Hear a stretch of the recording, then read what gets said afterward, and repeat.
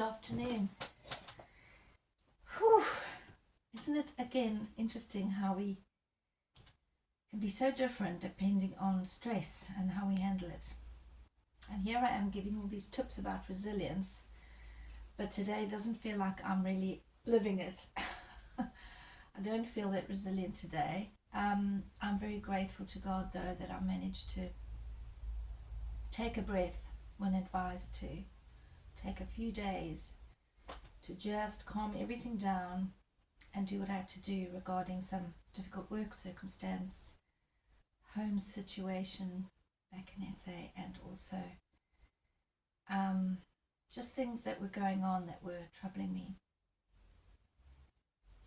So in resilience, I want to talk about healing, and healing what's hidden can really make a big difference in how we deal with difficult times, because when we are having difficult times and we are perhaps a bit more on the edge, there are things that can trigger us, and those triggers can feel like we're going back rather than forward. I heard an interesting analogy about healing and forgiveness, a bit like a bell that's swinging, and then it becomes less and less and less and less, and then it gets pulled again. And sometimes, we're swinging like this, trying to forgive, and we kind of get to that healing, and then sometimes there's that pull, that trigger, and off we go again. I don't really see this biblically. I think, once God has healed us, he wants that healing to be complete. He also said that Jesus wept, which is comforting because we know that emotions and crying is something that Jesus also did. But my encouragement today, as we sit on Abba's knee, is to ask God to heal you, those places that are hidden. Sometimes I can't understand why something is upsetting me so much more than it should be. And yes, it could be for women, to do with our monthlies or menopause, or you could blame it on being tired or stressed or not hydrated, all those things, or just on being human. But there is also a side where we need to take responsibility for our healing.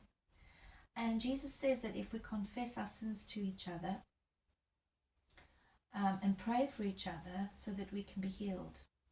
And with that healing, I'm sure it also reduces the amount of triggers and the way we deal with other stresses in the future. So I can recommend this book. I think I've recommended it before, by Evan and Jenny Owens, about healing what's hidden.